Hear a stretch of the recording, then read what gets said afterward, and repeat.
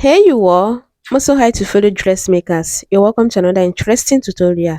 And in today's video, we'll be making this stylish 8 pieces blouse. The green one is the one we saw, and then we ended up making the one you can see in the middle, which came out so well. So if you're interested in learning how to go about the cutting and stitching of this blouse and everything in between, then kindly watch this video to the end. The first thing to consider when you're making a blouse on your pattern is to map out a space that will contain your measurements at the end of the day. So to do that, you're going to use either the person's bust or the person's hip, depending on which one is bigger since you're making a blouse. If it is the hip, you're going to do the hip circumference divided by 2. You add at least 4 inches to it, and then you divide what you got into 2 again and use that to create a space. I'm working with a hip of 46. 46 divided by 2 is 23. 23 plus 4 is 27.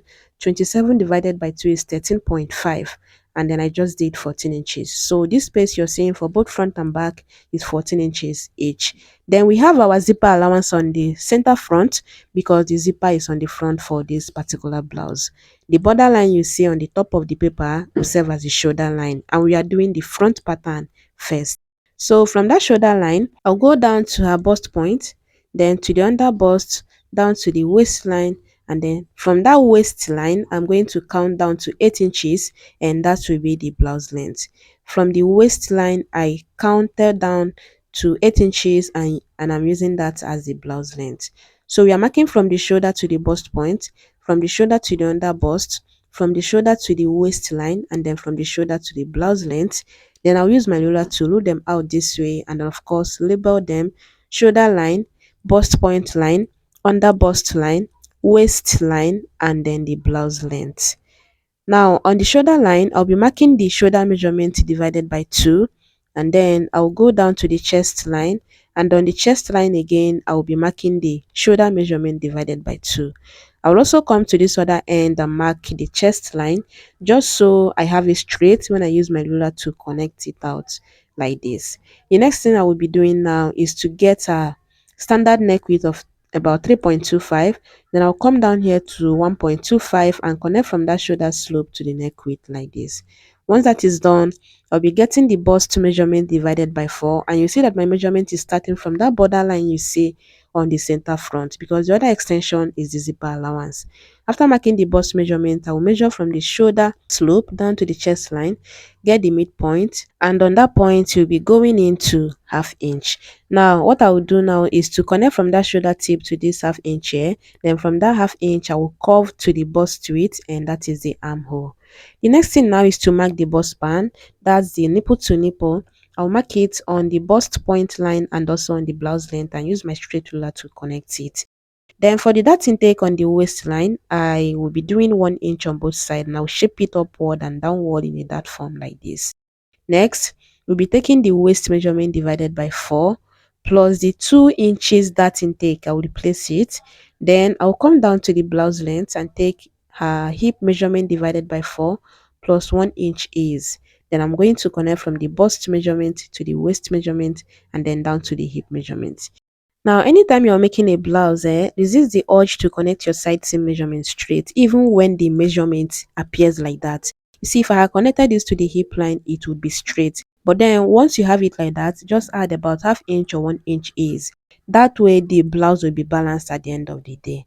Now, the next thing we'll be doing is to do the under bust measurement divided by 4 on the under bust line. Whatever it is I have left from that point to the side seam, I'm going to divide that into 2 and then mark it from the dart legs you already have on the under bust. You see the dart legs you already have there. That is where I started, and I marked what I measured and divided into 2 from the bust measurement divided by 4 and what I have left from that point.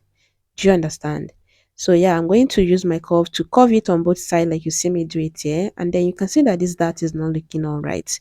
So what I will do now is to just mark 0.25 on both sides of the bust span line, and then I will connect from that point to the under bust direct like that, and then do the same thing on this center front like this, and you see that it's looking better now. Now once you're done, you're going to replace the half inch that intake we just did on the blouse length and connect it back to the waistline. The next thing we'll be doing now is to come down here to 2 inches, which is the difference between her front length and the back length. Then we'll connect it like this. Once that is done, we are going to be doing the shoulder dart, and to do that you are going to measure from the shoulder tip to the neck width, divide that into two equal halves, mark it and connect from that point to the bust span on the bust point line. Now the dart intake we'll be doing here is 1 inch, because if I close this bust dart and transfer it to this line here, like slash this line and transfer the bust dart to that point, if I measure in between the papers, it's going to be 4 inches. Now whatever it is you measured, you're going to divide that into 4, and 4 divided by 4 is 1 inch. If your bust that is 1.5, that means it's 0.75 that intake you'll be doing here. Whichever one it is, yeah, you're going to replace it here from the shoulder tip. Then you come down again on that point to what you use to slope the shoulder earlier. I used about 1.2. Then you connect from that point to the midpoint we have here on the armhole, and recurve the armhole from that point to the bust width. We'll be coming back to contour the down part of the blouse, but for now, let's take care of the back pattern. And to do that, the first thing we'll do is to take the bust measurement divided by 4.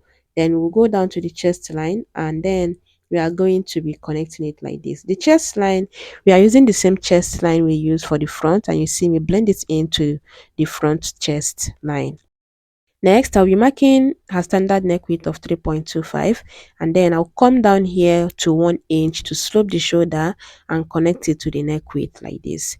Next, I'm going to measure from that shoulder slope down to the chest line, get the midpoint. We'll be needing that later. But for now, I'll measure from the shoulder down to her waistline, which is going to be 17 inches instead of the 19 inches I used as the shoulder to waist for the front. Then from that point, I will count down to 8 inches. And when I mark these points out, you see that the waist measurement is 2 inches shorter than what I used as the shoulder to the waistline for the front. And then the blouse length, you can see that it is 2 inches above what I used for the front pattern. Once we are done with that, the next thing now is to contour the center back, and I did half inch. I'll take it from that point to the shoulder line like this, then down to the blouse length just this way. My measurement will start from this line. Now, I'll take the bust measurement divided by 4 minus half inch, because I added that to the front, yeah. Then on the waist, I'll take the waist measurement divided by 4 plus 1 inch. I'll be doing my that later, yeah. Then on the blouse length, the hip measurement divided by 4 plus 1 inch. Then we'll connect the measurement like this. Next, we'll be doing that, and to do that, you're going to start from your initial center back line, then you go into your bust span. That's your nipple to nipple. Then you go up to about 5 inches if you're working with this size, and then on that 5 inches, that length on the top, you're going to mark your bust span again, and then you mark the bust span on the blouse length too, and connect it in a straight line like this. Now for the dart intake, I'll be doing half inch on both sides and shape it upward and downward in a dart form. And this 1 inch, if you're wondering, is the same 1 inch we have left after marking the waist measurement divided by 4. This exact 1 inch I added to the waist measurement divided by 4. That's the exact dart intake I did on the waistline. I'll now connect from the bust width to the midpoint we got earlier, and then after that I'll be doing 4.5 as the actual neck width I'm working with, then 3 inches as the neck depth. I'll give it a round neckline curve, and this is something you can freehand or use your curves to do it. I went ahead to add zipper allowance on the center back, but that is not necessary because our zipper will be on the front and we already added the allowance there. But what we'll be doing now is to get the extension for the back, and you can do from 3 inches upward depending on how long you want it to be on the back. Whatever it is you mark here, that's what you're going to mark on the center back, because it's even the center back that we need it. I did about 3.5 extension. Then I will extend this dart legs all the way to this new length. Do you understand? Then whatever it is I have here as the measurement, I'm going to come down here and mark the same thing. You can decide at this point to add something to it, but remember that we do not even need this measurement at this point. We just need it to be a guide for now. Now I'm going to come up here to about 1 inch and curve from that point. Just curve the side seam, blend it into like you're going to the center front, and it's looking like this. We are going to start from our actual blouse length for this back and go up 1 inch too, and then from the bust span, the that line you see on the back pattern here, you're going to start from that point and come in to about 3 inches on the back extension line. You use that as a guide to curve it from that point to the 1 inch you have on the side, and then afterwards you're going to blend it in like you see me do it here. And this is what the back is looking like. Now we are going to be cutting this out, and the first thing we'll do is to separate the two patterns. Then we'll be cutting the back pattern first before we go back to finish up the front pattern before we cut that. So I'm cutting off the zipper allowance because like I said, we do not need that. We already have our zipper allowance on the front, except you want to have two zipper, yeah. I mean, you can do it. Then you blend this one in an armhole princess seam or princess dart line, and then you're going to cut your dart out, and after cutting you're going to label this side, back and center back, and of course you're going to label them the number of pieces you will need for each, which is 2 pieces for each.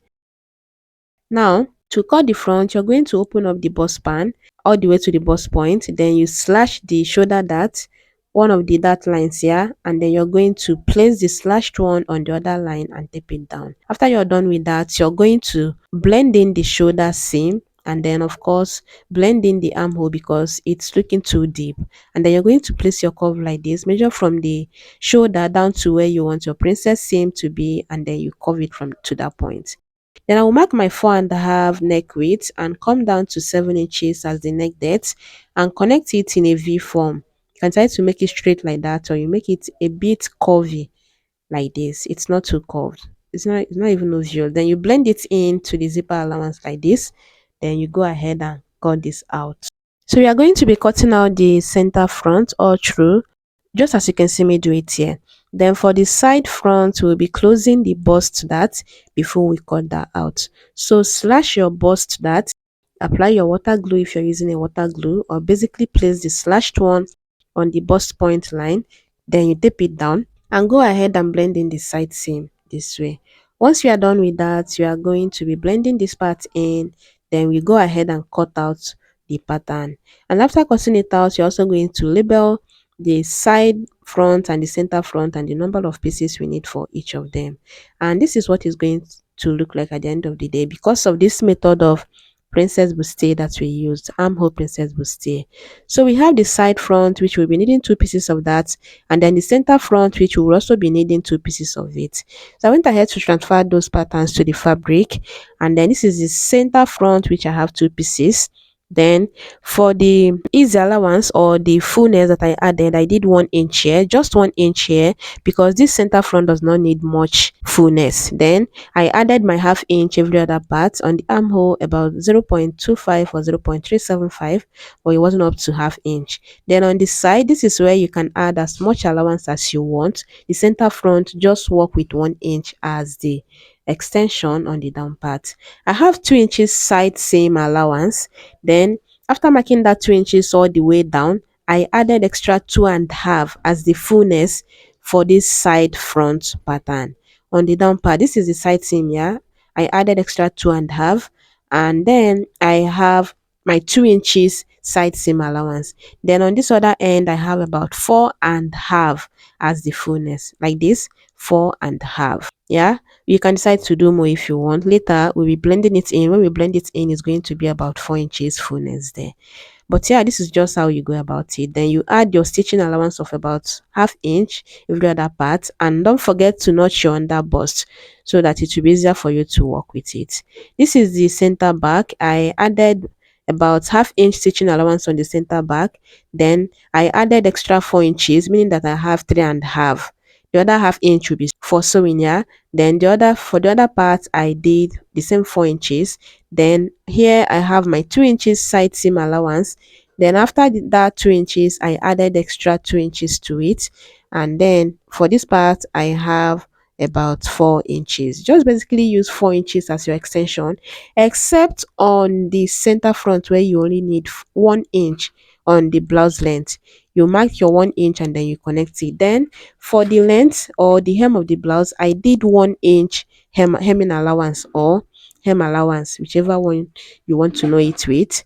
And then I interfaced. Do you understand? I interfaced all the fabrics. I used paper stay for the side back, and then for this one I used This is my latest obsession. I have said in my previous videos that this interface looks like a net, just like that net you use for your ball gown. It's not that stiff, but it's almost that stiff, and then it has gum on one side where you can just glue it to your fabric. Then this is the lining for the center front. I use same fabric, and I also interface it with that black interface.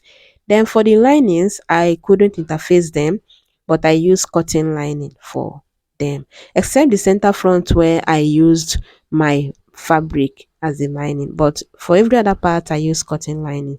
So in the coming video, I'll be showing you how to put all of this together, and then we'll also be talking about the sleeve. And I hope you found this tutorial very helpful. If you did, let me know in the comments, and I hope I see you on my next one.